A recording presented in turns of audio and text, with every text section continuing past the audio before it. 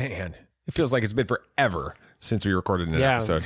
Yeah, it's been over 2 weeks, but thank you for keeping episodes coming out every Friday. Yeah, it's my pleasure. It does feel a little weird, though, recording this episode for a Tuesday release. Yeah, but I'm just ready to finally get the chance to talk about the trailer for the Batman. Yeah, that was really, really good. Nate, if you could describe the trailer in one word, what would you say?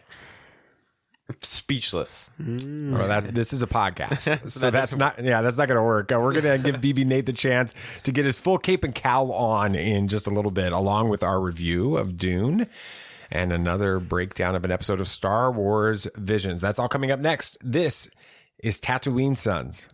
It's true. All of it. What is the name of the porg on the Millennium Falcon? Force is strong in my family. What do you think his name is? It's a big moment. I am a Jedi, like my father before me. Maybe Turbis? Do or do not. There is no try. Turbis? Pablo, if you're listening to this live stream, that porg's name is now Turbis. It's a good Star Wars name. We're not done yet. These guys recorded an awesome podcast called Tatooine Sons. Everybody was Okay, there, BB Nate. Not really. No. Okay. You're a trooper. Yeah, we'll talk about that in a little bit. This is, welcome to Tatooine Sons, a pop culture podcast. As you just heard on the intro, we are the only fan podcast to name a canon Star Wars creature and to be endorsed by Ryan Johnson, and that's all because of our amazing BB Nate. Thanks, Nate. And you had a little part to do with You that did? too, Samuel the Hutt, but Not a little bit. We believe that pop culture is the mythology of our generation, that there's a story, and it is written on our souls.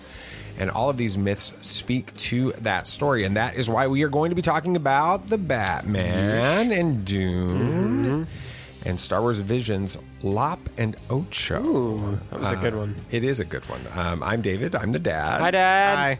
What's up, guys? I'm honored to be joined every week by my two amazing, if not sometimes either really tired or debilitated sons.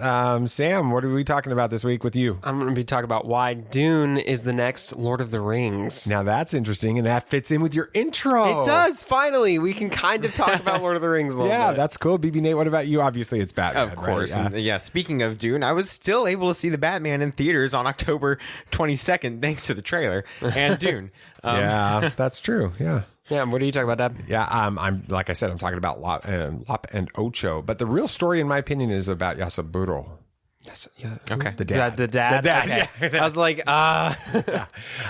Before we get into the episode, I want to give a shout out to our amazing sponsor for this episode, cufflinks.com. They have over 3,000 amazing men's accessories on their website. Ties, tie bars, cufflinks, of course, socks, a bunch of other stuff on there. All of it's, from like Star Wars and Marvel and DC and Lord of the Rings and the NFL and the NCAA and Major League Baseball, go Braves, and the NBA and everything else that you can think of. And we are very honored to be sponsored by this amazing company. So thank you guys for that. Before we get into the show as well, please follow the show. If you're listening to it right now and you have not followed or subscribed or whatever it is on your podcast app so that you get updates every time an episode drops, then go ahead and do that right now. And while you're doing that, I'll make sure that you understand our new schedule. So obviously it's Tuesday morning. It's not Friday evening. yeah, that's new. So that's cool. So this episode's coming out on Tuesday morning. So that gives you an opportunity to listen to all of these things going into the week. If you want to have a better understanding of why we decided to make the change in our schedule, you can go back and listen to the last episode. Sam and Nate haven't even heard. And you'll get a bit of information about that. I talk about it at the end of the episode of that, including the new series that's coming this week. And we'll be having an episode dropping Friday with Stephen Kent, the author of the book, How the Force Can Fix the World. And I'm excited about that. That was a great interview. Before we get into the trailer, BB Nate. Yes. Explain in 45 seconds what's going on with you, just so everybody knows. So, I've been having abdomen pain for about 2.5 months now. I think that's how long it's been. And just went to the doctor about a month ago. Didn't get really any answers, and then decided the pain got so bad that I went to the ER again. They recommended I get an endoscopy, so we got that scheduled for Thursday.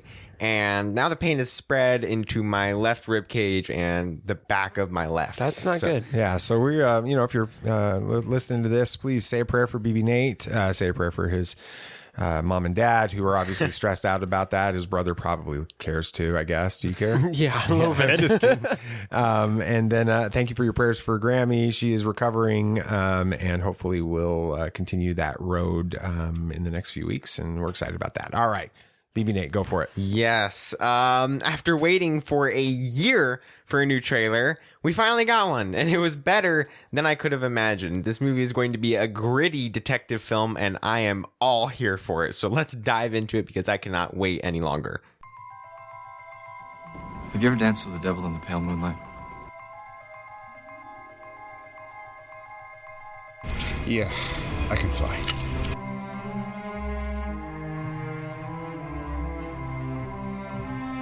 I'm here to fight for truth and justice in the American way. The people in this room, which one is A, wearing a spangly outfit, and B, not of use? There's only one God, man, and I'm pretty sure he doesn't dress like that. Batman has no limits.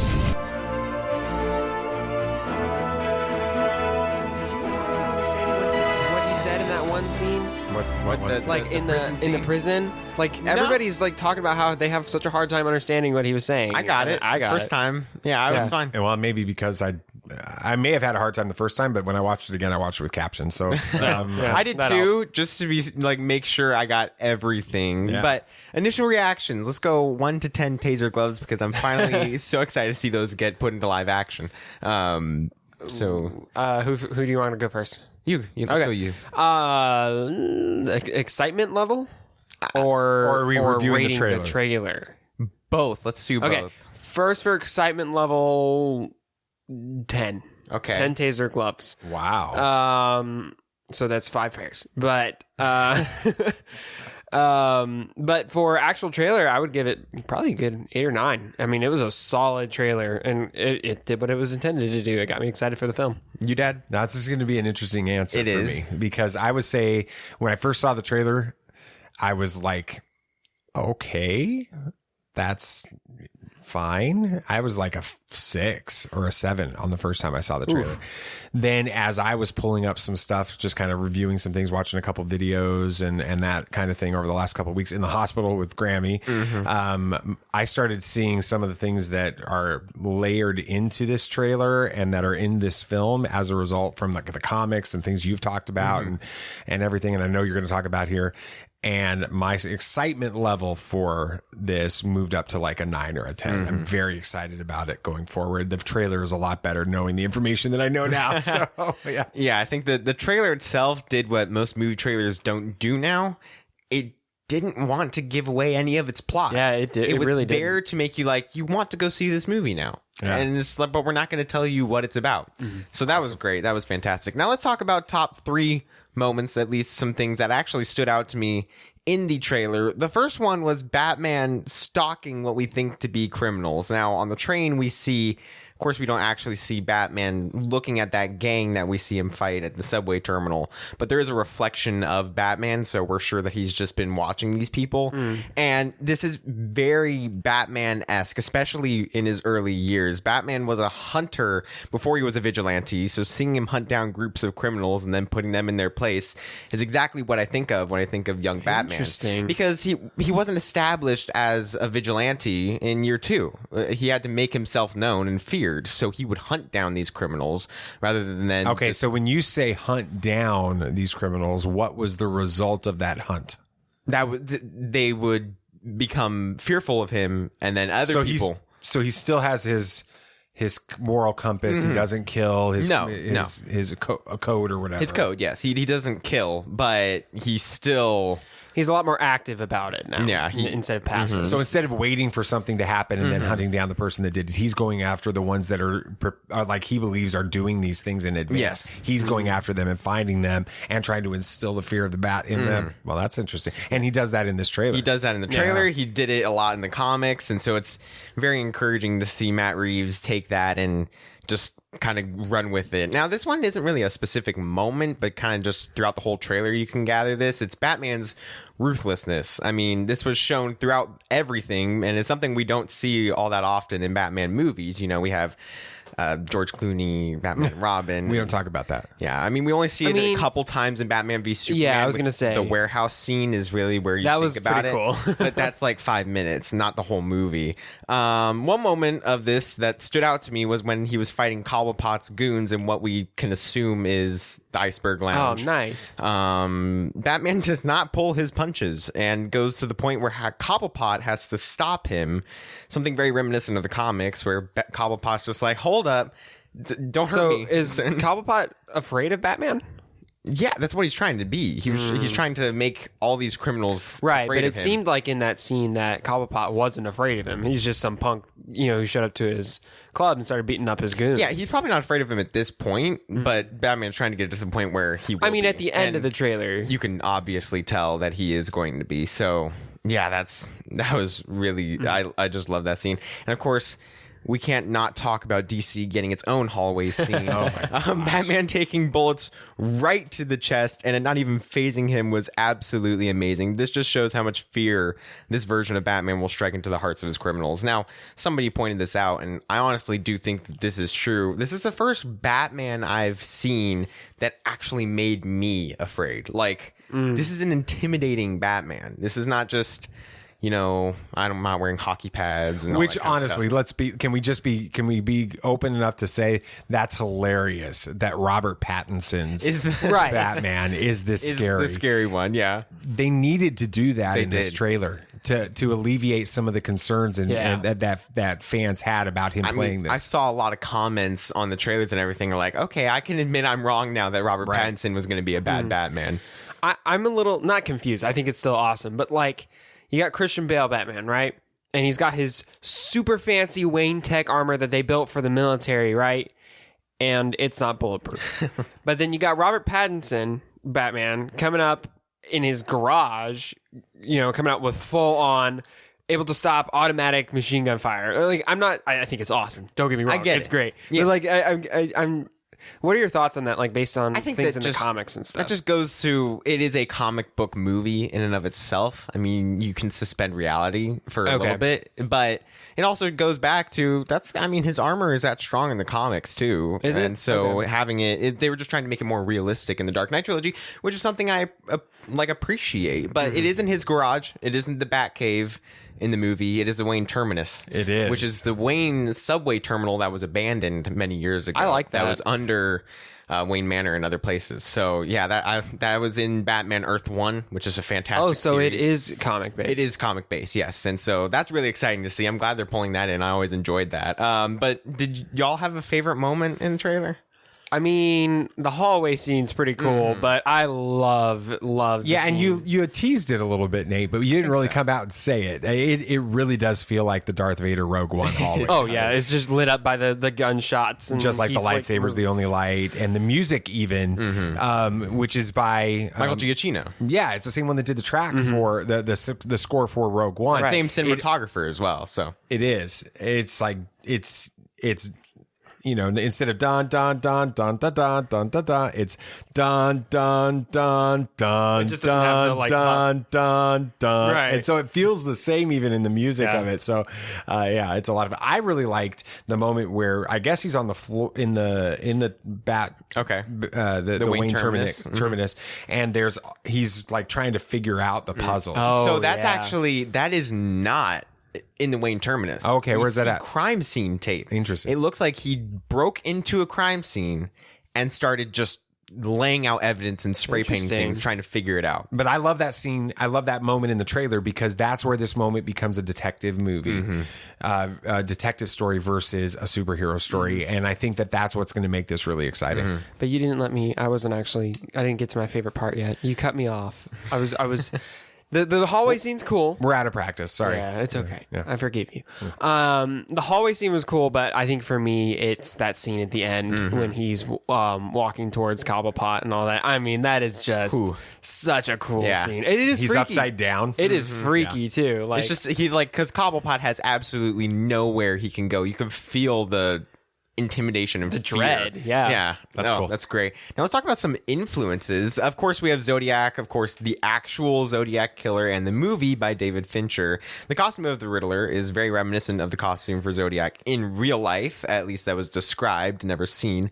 And the movie, he's wearing a very strange leather mask with glasses on the outside and a strange looking symbol on his chest. So that's really what the Zodiac killer looked like. Especially the movie. Especially the movie version. Yeah. So, and of course, David Fincher's an amazing detective movie director. He did, of course, Zodiac, and then he did Seven, which there are many things similar to this too.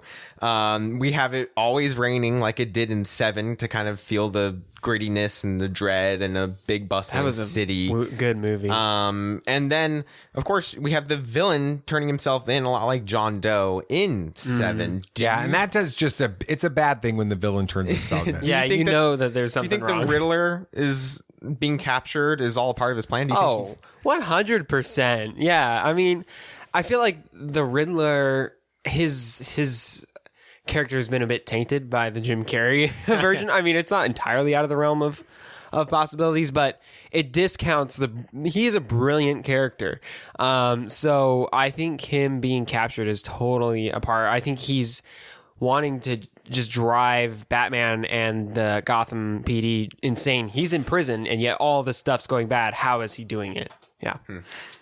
Yeah, I think that the Riddler has always been too campy in my experience because I didn't read the comics like you did. And so I've got Jim Carrey Riddler.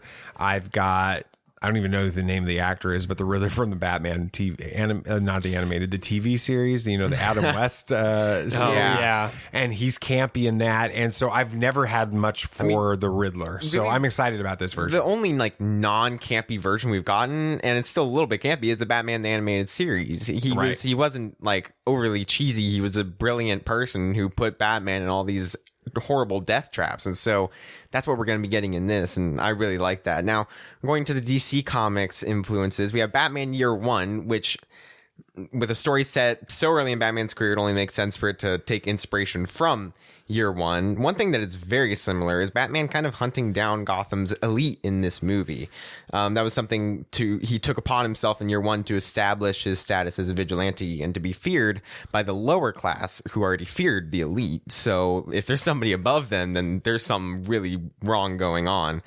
And we see at a point in the trailer, he kind of turns his back on the the GPD. It's not the GCPD in this movie. Okay. So I'm still trying to get used Weird. to that. Okay. But we see with the whole wingsuit, there's like a bunch of cops trying to capture Batman. Why do you think that? Here, speculation time. Why do you think that happened? I'm not sure. I mean, I like the fact, though, that he's not using his cape. Like, he can't use his cape. He has to have a specific suit to be able to do that. I think that's kind of a neat touch. But, I mean, it could be any number of things. I mean, him and the GPD have always kind of had, like, a tense relationship. Not all of the especially cops, early in his career. Right. Not all the cops are cool with him. So one misstep, and they would, I mean, I could see them turning on him pretty bad. But maybe he ends up almost working with the Riddler because it's like it's a temporary alliance or something, and that, obviously the police aren't going to like that. So there could be any number of things. I think that the fact that this is so early on in his career is exactly why there's the tension, though, with the police department. I think that they don't know what to make of this crazy guy, and that's good. I think that I don't even know if in this trailer we see a really comfortable relationship between Batman and Gordon. Even I think that there's tension. I think there's a couple scenes. I don't know if it's in this one or it's in the other trailer, but they're like in the same room. They're investigating together on something. That's about the first trailer. Is it? But I don't think that Gordon necessarily trusts Batman yet. In this, and so I think that that's an interesting storyline for that. And it pulls a lot from year one with the fact that Gordon is not the commissioner yet, and he's trying to make his way into being a big police because there is another commissioner, and it's also rumored a lot like in year one that Riddler will kill the commissioner, and then that's what makes Gordon become the commissioner, which happens in year one. So it just seems like he's taking a lot of influence from it, which is fine. It's an amazing comic series. But another amazing comic series is Batman: The Long Halloween. Now, this one is the heavy influence on this movie. I mean, even Matt Reeves said he's taking influence from it. Put it in the Batman box set that is in it. So we see cards on the victim signaling a holiday, like the holiday killer in Long Halloween. We have what can be assumed is Easter already, is in the first trailer. We had a set photo for the final filming day as Valentine's Day. And we're getting a lot of different holidays in this movie. I didn't know that. We also see a poster in the newest trailer confirming that at least some of the movie is set around Halloween. That when he's fighting all those people in the subway terminal, there's a faint word of Halloween on the wall. So we can assume that one point in the movie. And the murders all being connected to a crime family is also very similar to Long Halloween. Maybe a little bit, yeah. That's straight out of Long Halloween.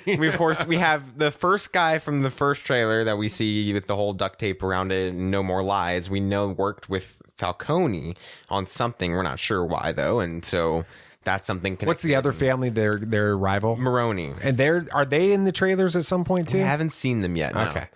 Which is a little weird. We're not sure. And then we have, I forget the guy's name that's playing Falcone, but it's some of the strangest casting I've ever seen. But hey, who knows? Maybe it'll work. Robert Pattinson was a strange casting. It's true. So I'm just going to have to leave my mind open for whoever they cast. But do you guys like the Batman taking so much influence from Long Halloween after seeing Long Halloween Part 1 and Part 2?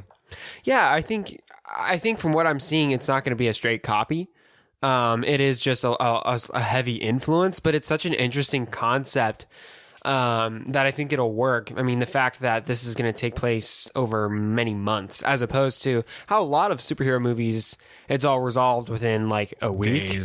We have Eternals coming up where it's solved in 7 days. Right. That's the deadline. Right. So I like how it's such a tough puzzle that the GPD and Batman can't solve it. And it's taking multiple months. And I think that's a good storyline to take place so early in Batman's career because it's a challenge for him. And it's going to set him up, give him the right mindset with stuff. Yeah, I don't have a problem with it taking from the Long Halloween because that's a great story. And as long as it's done right. Now, I'm going to ask you, BB Nate, do you have concerns about it?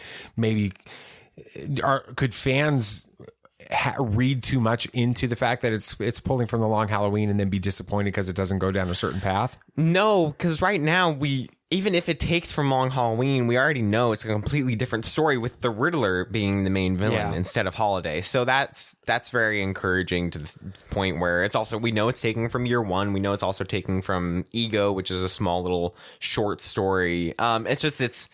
It's very encouraging to see that he's taking from all these different areas. Now, let's speculate irresponsibly for a little bit, just about one little tiny thing. The Court of Owls. Oh, yeah, tiny. There are so many hints to the Court of Owls in both of the trailers, and honestly, I really do hope it happens. Now, in this trailer, we hear more about the sins of the father, talking about, Thomas Wayne, of course. In the Court of Owls storyline, we find out that the Waynes were part of the organization, the Court of Owls, and have been for many centuries, ever since the Court of Owls started. They were running Gotham City from underneath its nose and everything. Also, there is talk of a renewal of Gotham City, a changing. Now, this might be the court trying to reformat Gotham into an easier to control version, which is something that they have talked about in the comics and did in the TV series Gotham. Do y'all think we see the court show up in this movie and maybe set up a sequel?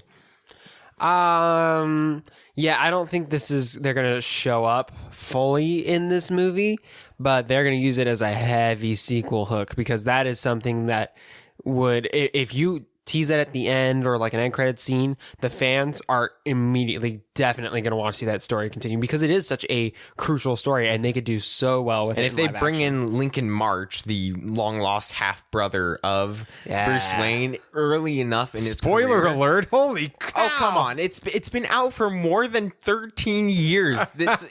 You've read it. Spoiler No, ban but my point is it's a spoiler gone. for everybody that hasn't read that, which is a lot. Which is a shame. Read it. But it's been out for 13 years. I shouldn't have to worry about it anymore. But Dad'll just go back through and edit and just like, please. No, I'm not. I'm not. But that would just be really awesome to see and somehow influence that in his whole think career. they're going down this path with this movie. I think it's a Court of Owls movie. I think this movie is a Court of Owls movie. I do. Well, I think they're going down. I think the Sins of the Father stuff. I think that there's so many elements. I've watched a couple of the videos. I think that you probably watched too, BB Nate, that seem to be like screaming Court of Owls to me. And so having just read that series within the last few months, it's really fresh to me. And going back and watching the trailers again with that stuff in my mind, I'm like, okay, there's Court of Owls stuff happening. Here's another spoiler. I'm going to say the spoiler alert for all of those that need to have it. This is from the comics. This might also be a way to introduce Dick Grayson. Because Dick Grayson is the son of the founding member, part of the family of the founding members of the Court of Owls. Right, yeah. He himself was poised to be the talent. So that would be an interesting way to introduce Dick Grayson. I love in that. This I think I'm going to get nasty tweets after this because if that stuff happens in the movie, people don't know this without having read the comic, and they're going to get that spoiled. Oh, that's cool. That's fine.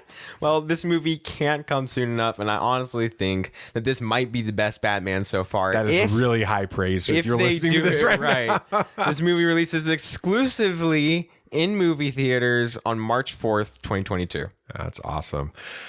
All right. Well, we've got a Force-sensitive bounty hunter series coming to Star Wars. Brie Larson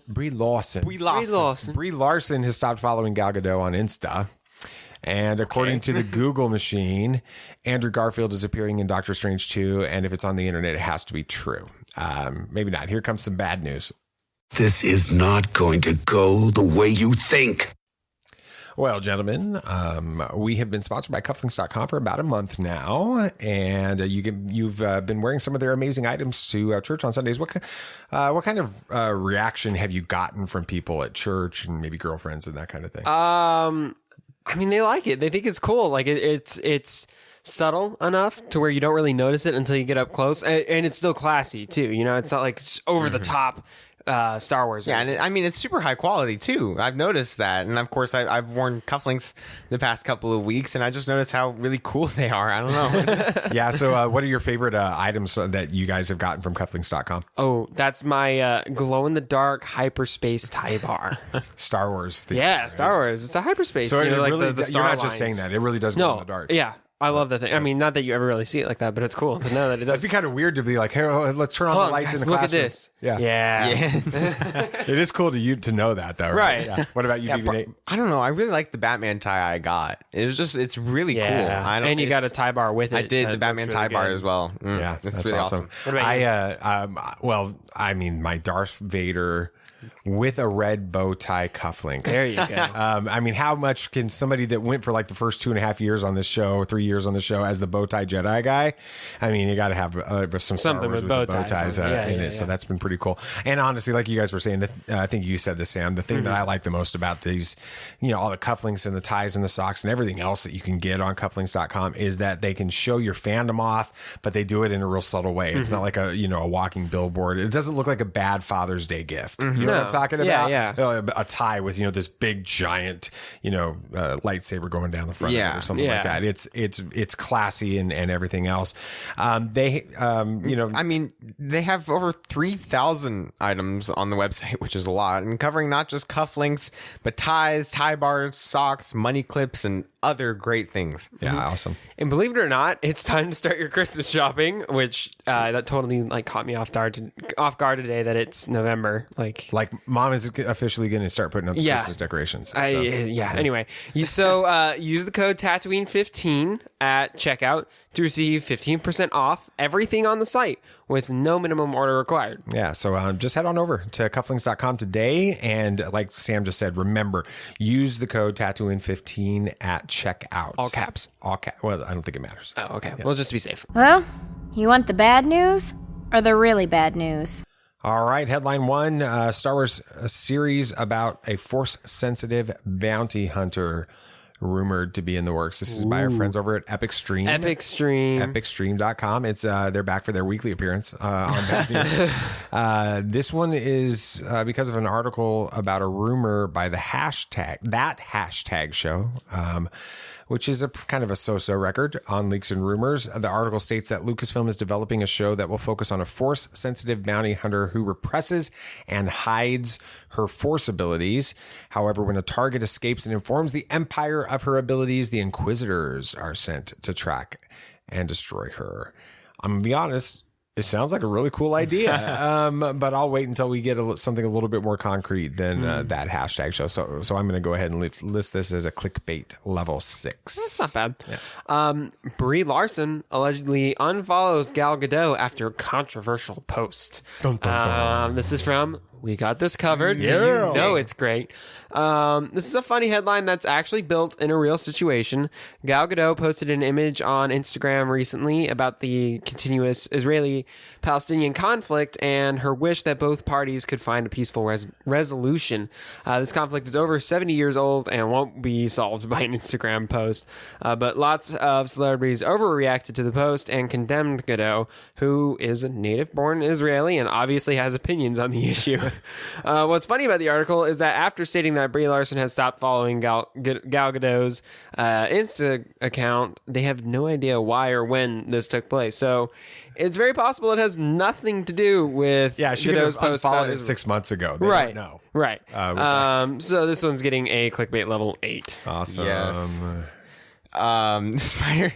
This one's interesting. Spider-Man actor appearing in Doctor Strange 2, according to Google. That is the most vague headline. It could be the homeless guy that's in a lot of New York movies because he always scouts out the film sets to get an extra so he could get paid. He's a Spider-Man actor. He's called the Radio Man, and he's in a ton of movies if you really look for him.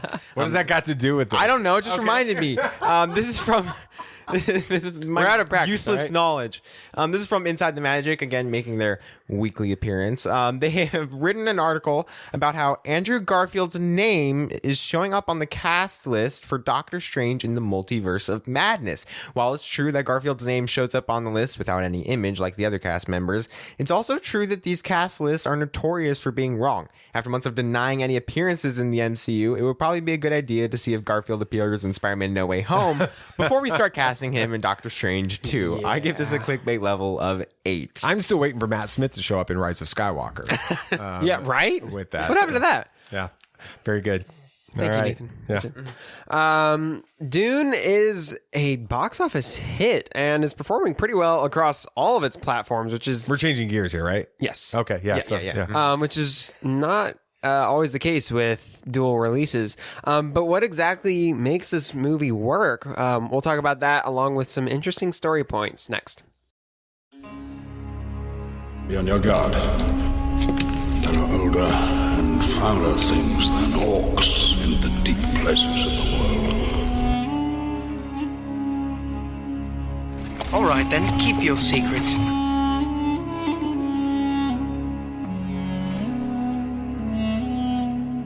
You're coming to us. Is as the footsteps of do's and do's.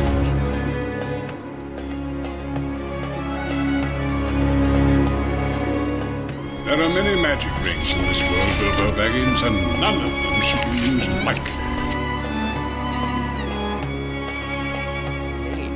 How's the book so far? How far in are you? I think 4 or 5 chapters is a little over 50 pages. So. Okay. Yeah, it's great.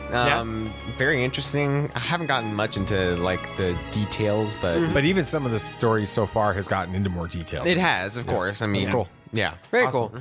All right, let's get y'all's initial rating on a scale of 1 to 10 sandworms. Dad. I got to go first? Yes. Yeah. You seemed really ready for it. Are you sure? Yes, you got to go first. Yes. I'm going to go with a 7. Ooh, okay. I Probably doesn't help that you fell asleep the first I time. will.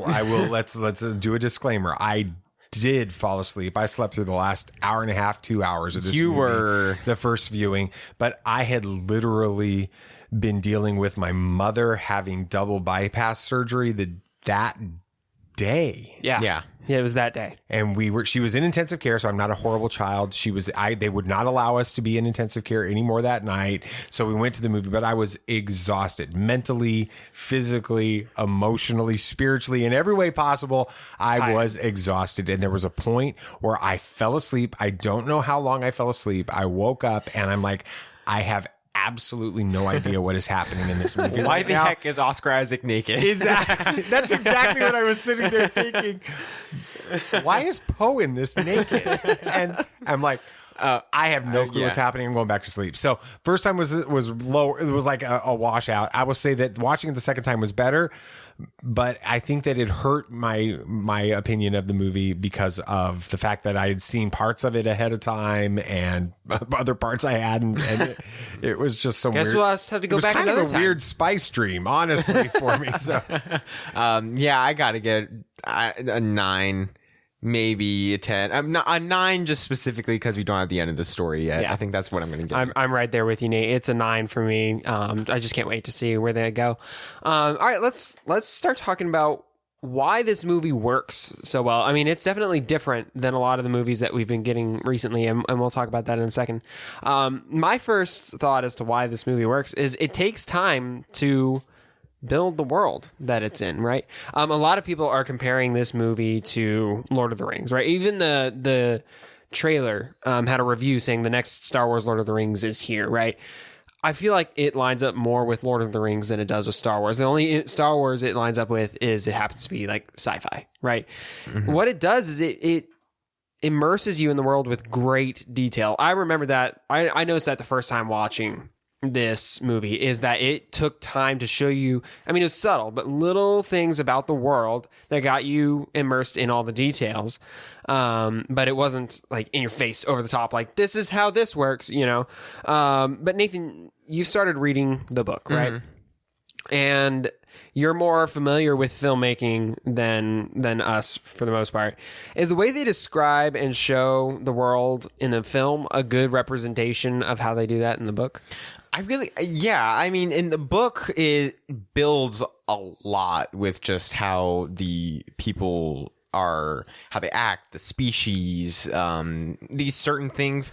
They mention this, which I'm 100% sure they will mention in the second movie, but it's literally in the second chapter of the book. A little surprised they didn't mention it. There was a war between man and machine.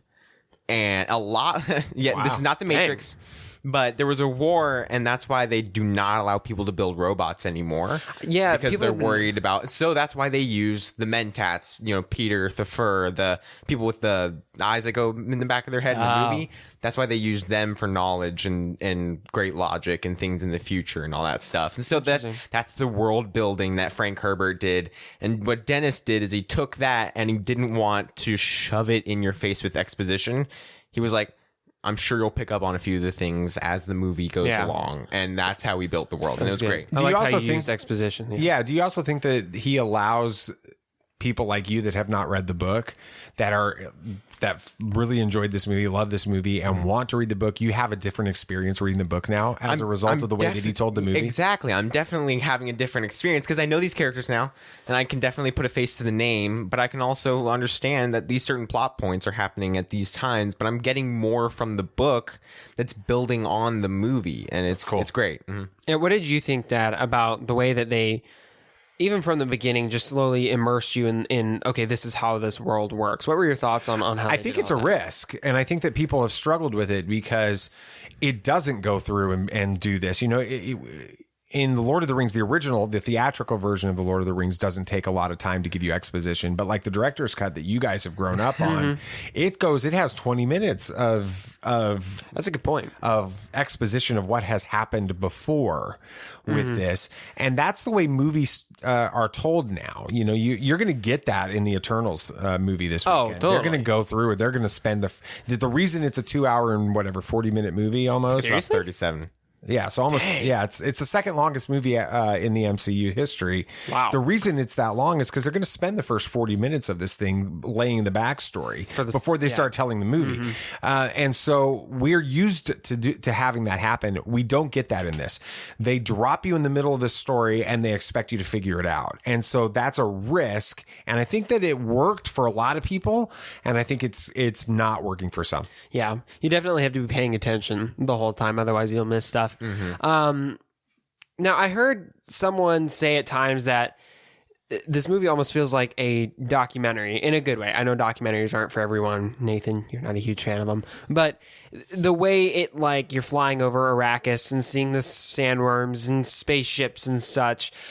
It's like you know, when you watch documentaries and they have like drones flying over the Antarctic or something, you know, it not only creates visually striking images that stick with you, but it also provides story details along with it.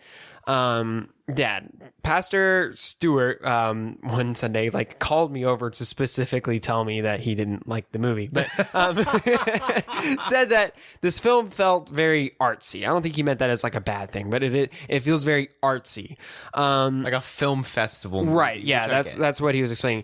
But Dad, do you feel like this film blended the artsy with the storytelling well? Because, you know, a lot of time we'll watch the Oscars and there'll be all the artsy films and we're like, this looks boring and confusing. So do you think that it kind of mixed good storytelling with that as well?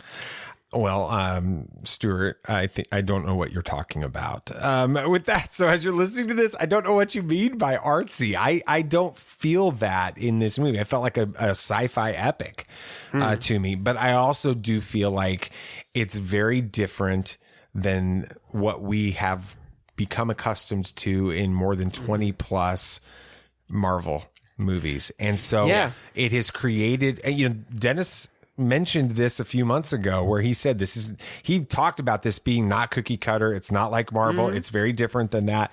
And he's right. And I think that we have become so used to that hour and 45 minute to 2 hour and 15-minute movie that is going to go through the same story arc with different characters, different villains, but it's going to be the same story across the board, that we have sort of gotten separated from these types of movies taking place. This one is one that you have to pay attention.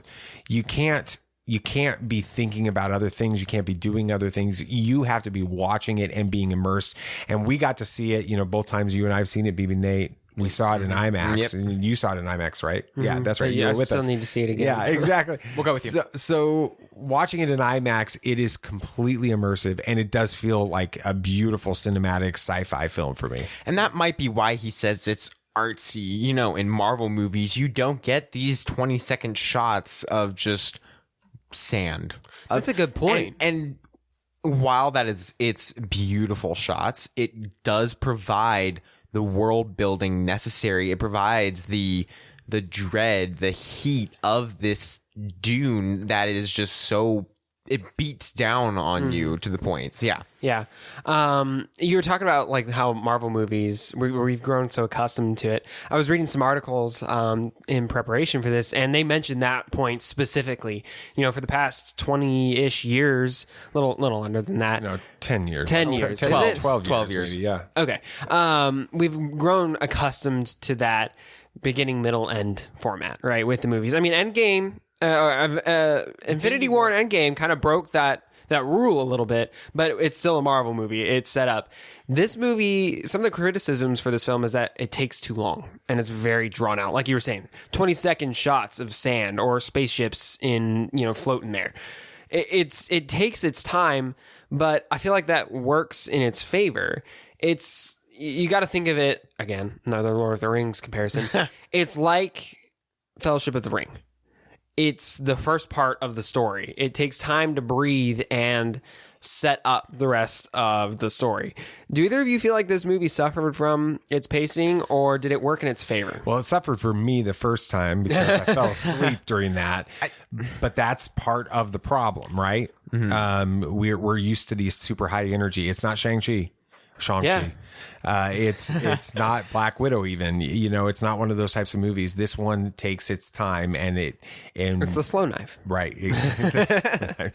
They foreshadowed that early in the movie. I think it did not suffer from its pacing, at least not for me, but everybody knows that I enjoy slower movies because the longer the better, right? The longer the movie, the better it is. I mean, the Snyder cut through and through, but I think that it suffered from not letting people know before getting into the movie that this was a first part. That was something it did suffer from, which I am overjoyed we're getting another part, and I'm so excited this is becoming a franchise. But not letting people know, like Fellowship of the Ring, that they're going to be getting 2 more movies, that it was just assumed when you go in there. Yeah. But wasn't it assumed when the actual title screen popped up and it said Dune Part 1? It was, but a lot of people went into it thinking they'll be getting the whole story in this movie. And then they get into the theater and it's like, oh, this is a first part? Well, all I remember is the last trailer of it ended with this is the only beginning. This is only the beginning. Which is the last line of the movie. Exactly. Which is funny enough. Right. All right, so let's go through and talk about some, to clarify and talk about some interesting little story points in this. There were all these visions in this movie, Paul's visions, dreams. Right? Yeah, dreams. And I'm going to briefly just fly through these and we'll discuss them real quick. So the first one is, I think it's Johnny.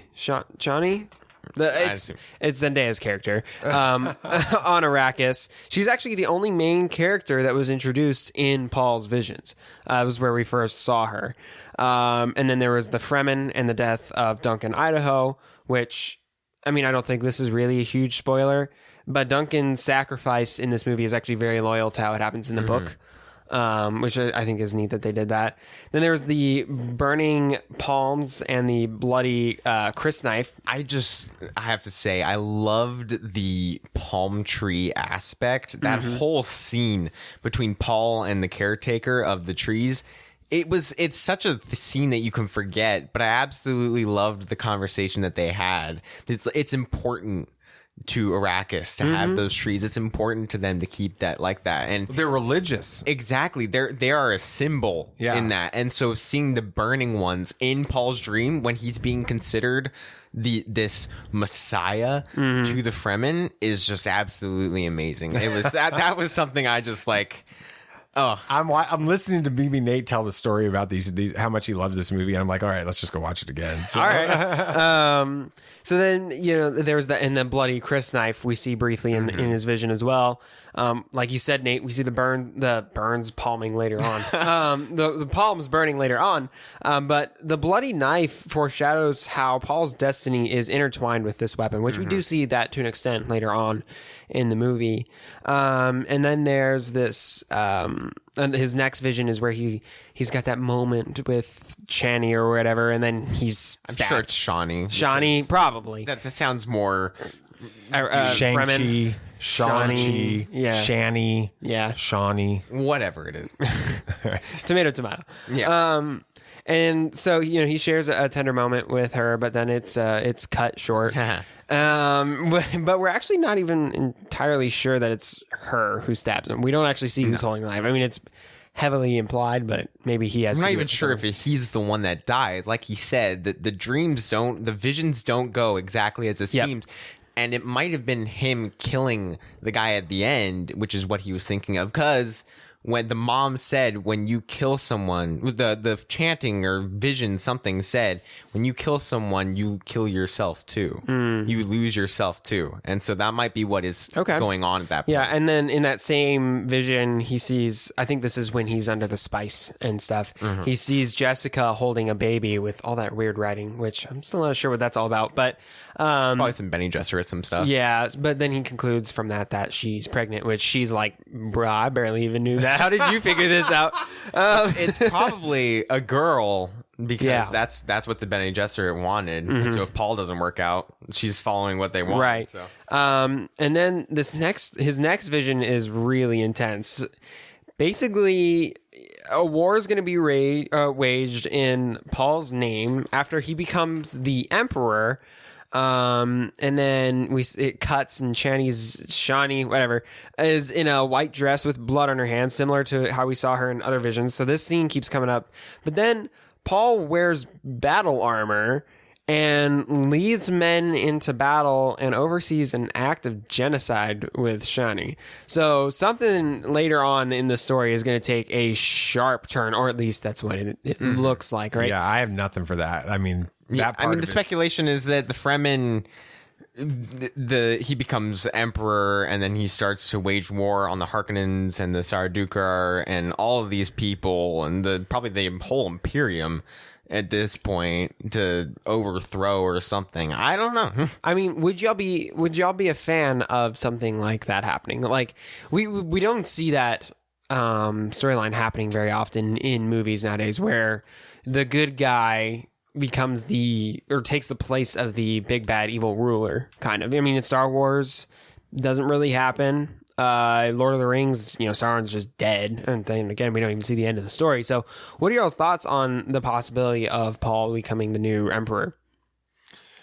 I don't know. I haven't thought about that. I think that I always saw the visions of those types of things like he's fulfilling his messianic role in some way. And so I don't see him moving into, I didn't take those as meaning he was moving into this, replacing the emperor type thing. I thought he was trying to free the peoples against something. That's the way I viewed it, at least. Yeah. I mean, it's all depending on if the visions of him are right, if he is the Messiah. I think it's the Maldaib or something is what it's called. It's very difficult to pronounce. I've seen it many times in the book, but I'm still trying to figure out how to pronounce it. But it's really depending on how it goes. I do think that he does become the emperor, because that just would make sense in the storyline with the Harkonnens and everything, but we'll see. Yeah. And his last vision is when he's flying through that dust storm, right? And he gets a vision of this Fremen tribesman that tells him to basically go with the flow, which is a heavy paraphrase here. But and then the tribesman deploys a pair of those like hooks and rides a sandworm. But we find out later that tribesman is actually the tribesman that Paul kills. So this kind of implies that his visions aren't always of the future. They've got some memory and some ancestral aspects to it too, which I have a feeling we'll get more of in the second book. Visions and stuff are a really big part of like Star Wars and things like that. What were y'all's thoughts on how they used visions in this movie? Were y'all a fan of it? Do you see how it influenced stuff?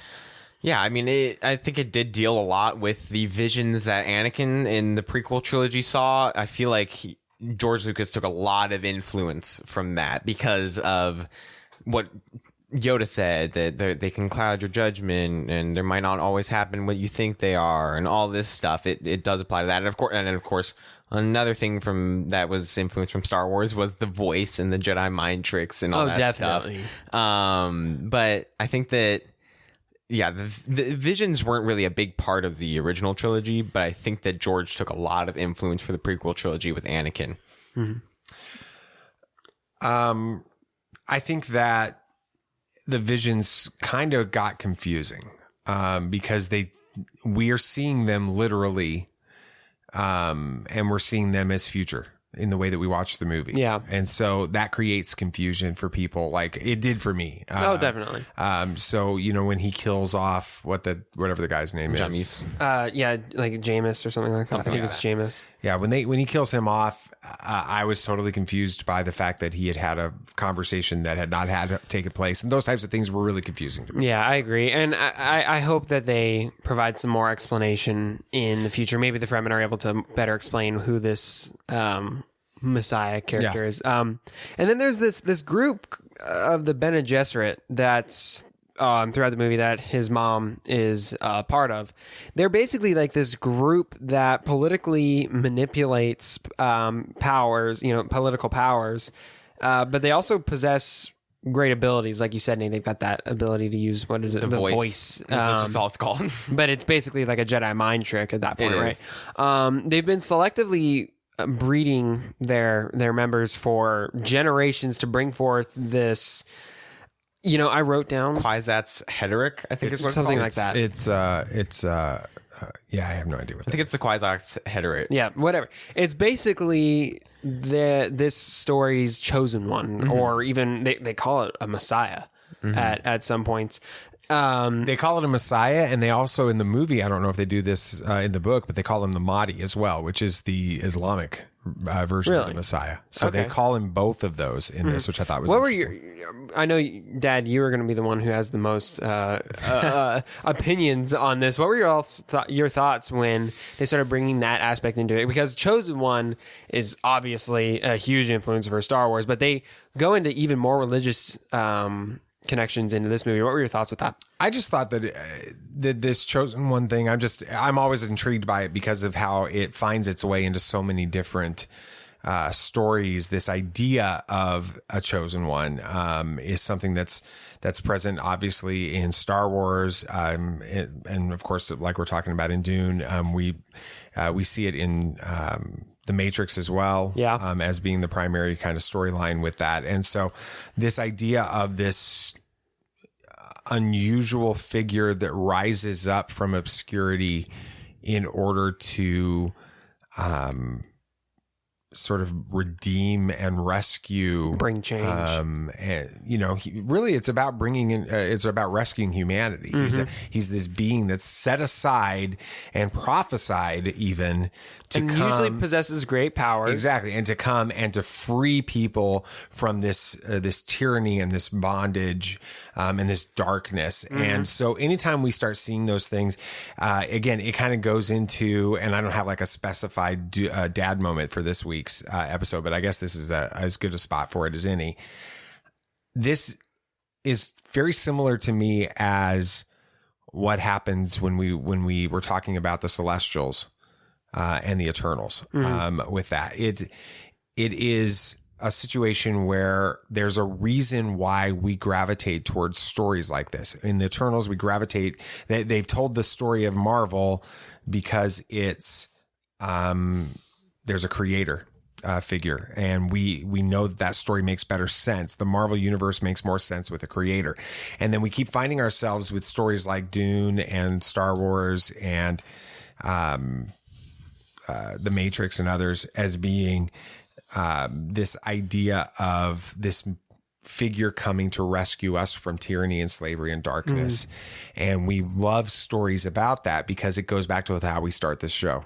There's a story that's written on our hearts, on our souls.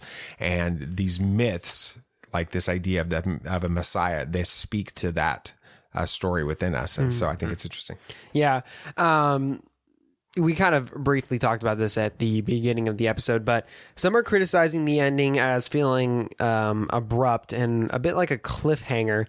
Do you guys think that it was a cliffhanger, or was that the right ending for this film? That was a perfect spot to stop. That was a transition from the setup of everything going into the next movie to, if you went further, then we would have gotten Paul going back to the Fremen base, and then, getting into the group, just acquainting themselves with the Fremen and all this stuff, and then ending there would have felt really strange. This is kind of the transition point from him being the Duke's son and being a part of the House Atreides to becoming a Fremen.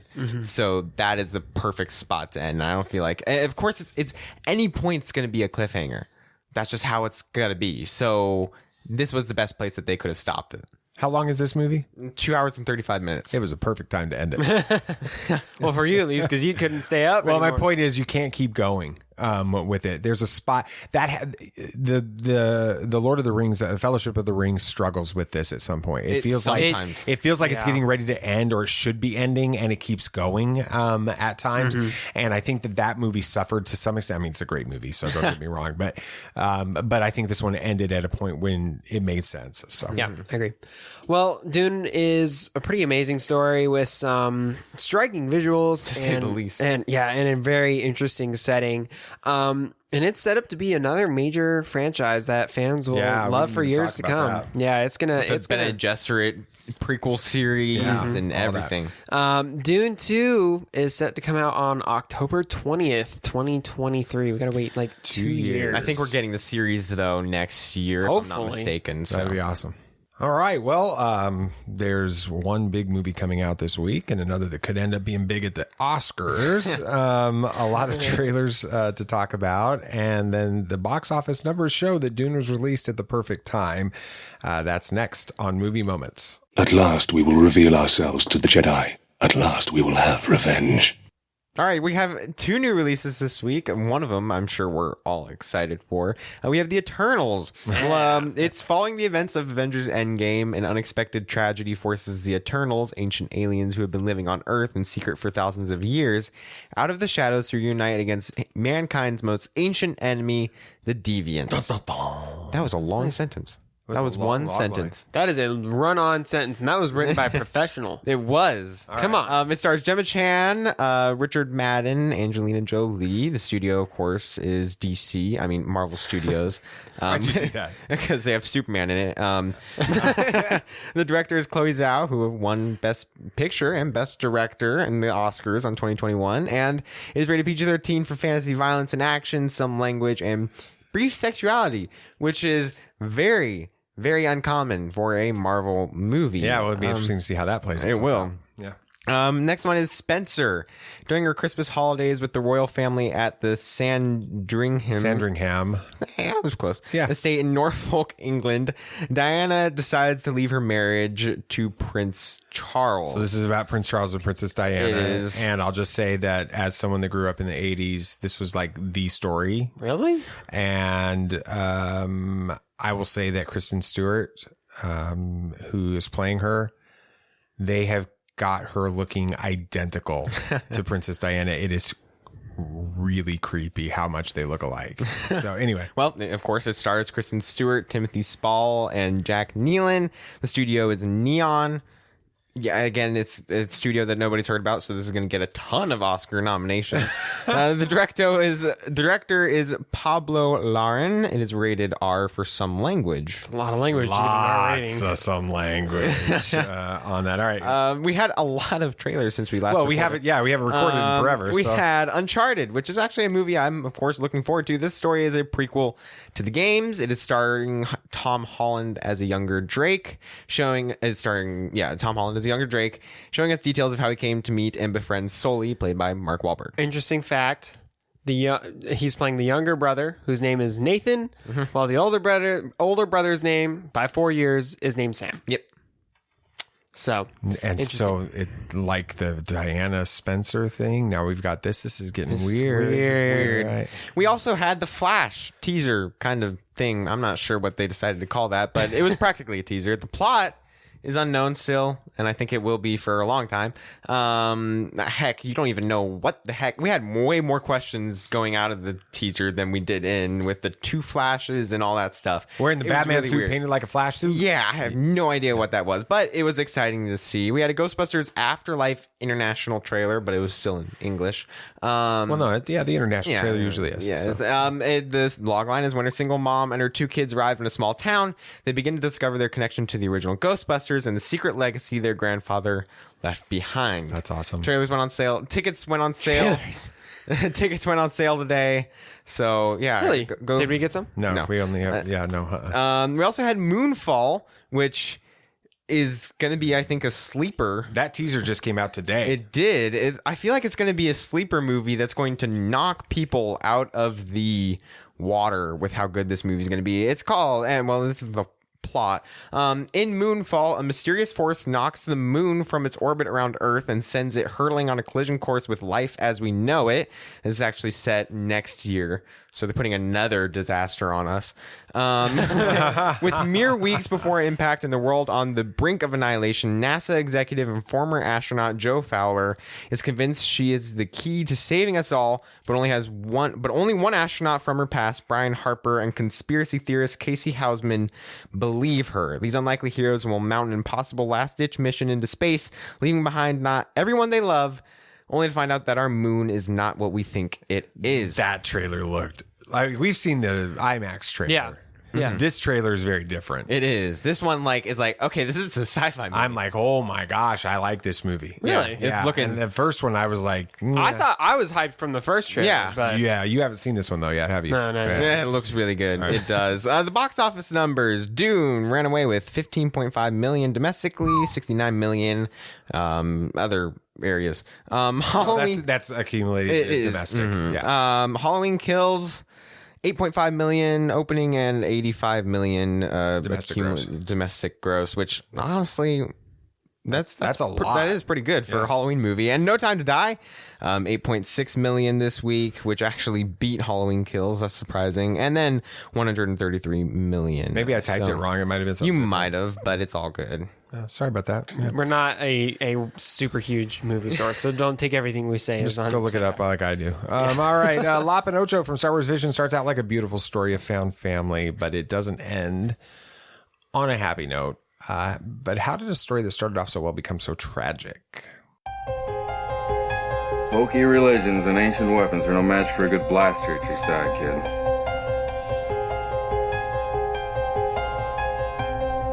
Rebellions are built on hope. Force is with me, and I am with the Force.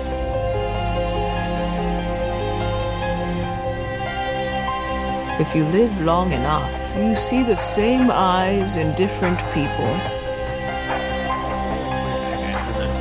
In Visions, he played the bad guy in the what was it, the Marriage of the Bride or something like that? The Village Bride. And then he played the bad guy in this one who recruits the sister or whatever. He just likes and he's the bad guy.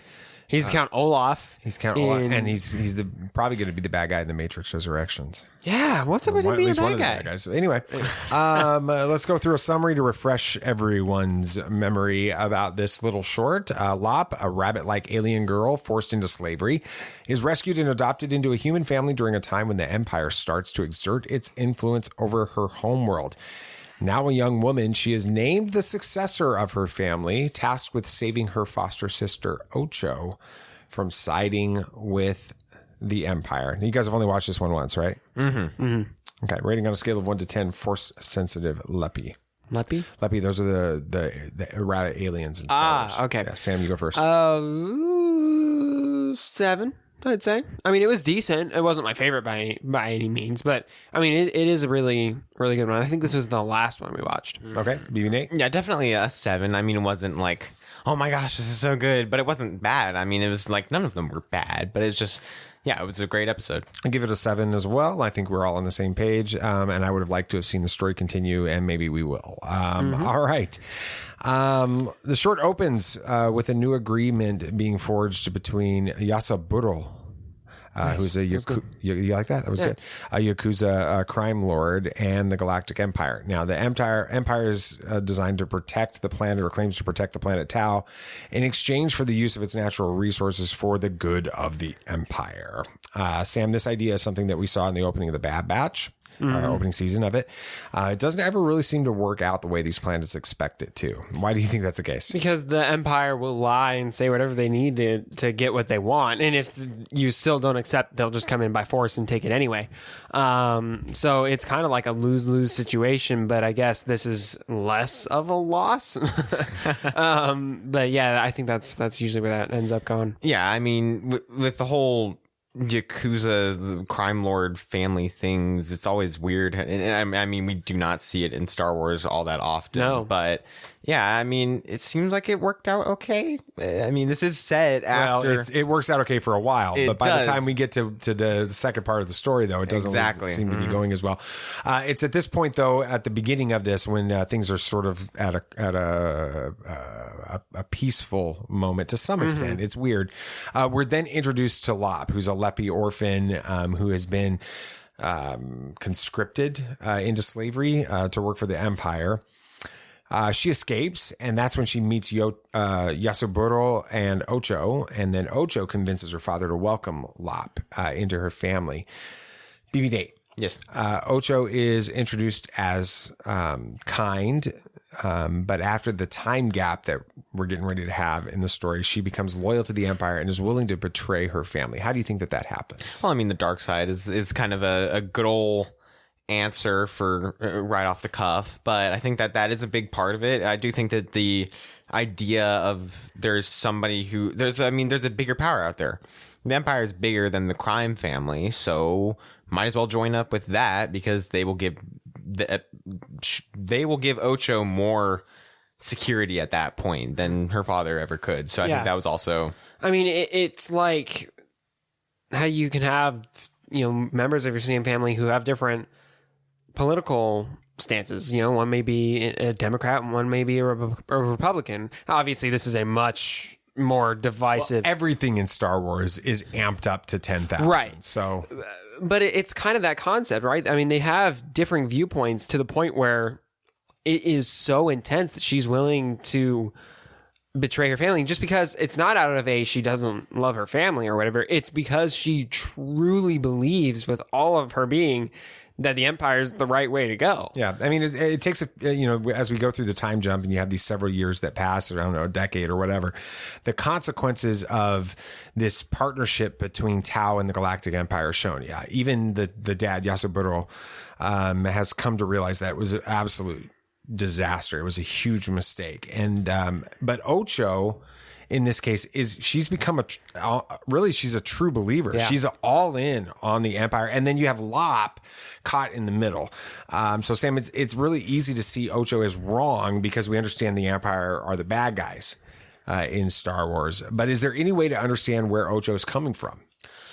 I mean, yeah, I feel like I can't remember what form of media it was, but there was something at some point where they showed the Empire and it almost seemed good. I don't remember if it was maybe a book I had read or something, but there was something in Star Wars where they showed this perspective. I think it's Solo. Well, the Battlefront too. The start of Battlefront, and Inferno Squad and stuff like that. Mm-hmm. Exactly. They think they're fighting on the right side of these things. I mean, there are certainly members of the Empire who think they're doing the right thing, who want to help. I mean, even like you said, Nate Solo, for a second was like, we're not even doing the right thing here. He joined the Empire thinking it was going to be fine. But I think ultimately it's a trickle down effect, right? It starts bad at the top. The Emperor is not good. So there may be good members at the bottom, but overall the entire organization is wrong. Yeah, I mean, of course, hindsight is 20/20 with our things. So of course we can't say that the Empire is good because we know that they aren't. But I think with the people in it, like Sam said, there are always people that think that they're doing the right thing. Of course, with Battlefront 2 and the Inferno Squad, and we always say the bad guys always think they're the good guys in their own story. Mm-hmm. And so there are a lot of people who think that they're doing the right thing, giving security to all these people, but instead what they're doing is controlling them. And it's a very common theme in Star Wars. Yeah.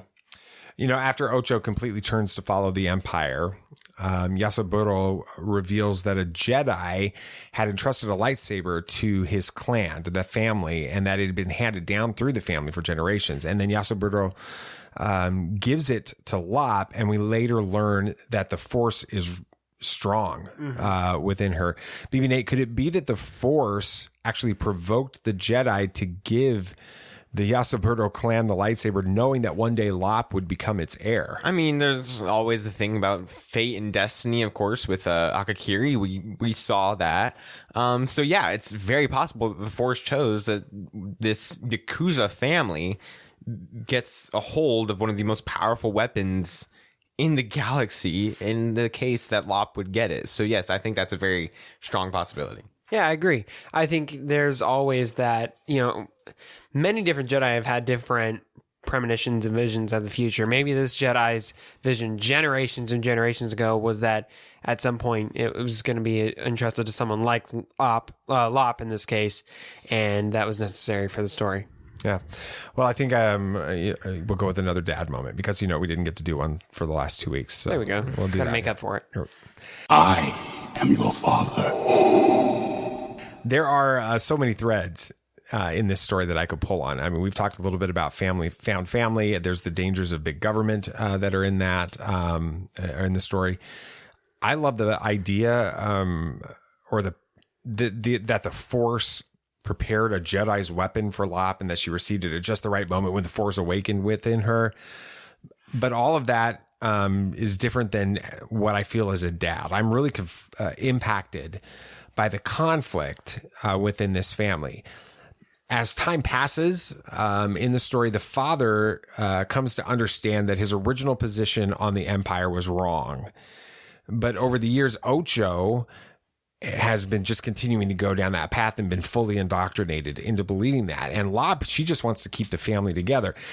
And this kind of division within families is unfortunately very common. It's actually very heartbreaking. When things reach this level, there aren't really any easy answers. And it's why we must be really intentional about open communication within our families. I can't help but think that much of the events in the story could have been avoided if Yasaburo, Lop, and Ocho had just actually sat down regularly and got their thoughts and feelings out on the table. It could have made a big difference. So, all right.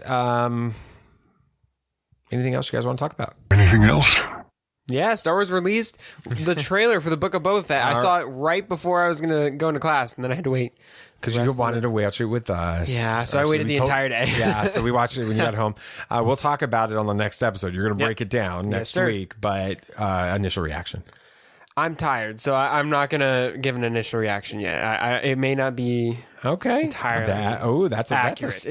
accurate. That's a teaser right there. What about you, B. Nate? Zack Snyder says his DC movies aren't Snyderverse. Quotation marks, because that works great on a podcast. Basically, he said that his DC movies are DC movies. They aren't a part of another universe, and this is something we as DC fans have been saying ever since the beginning.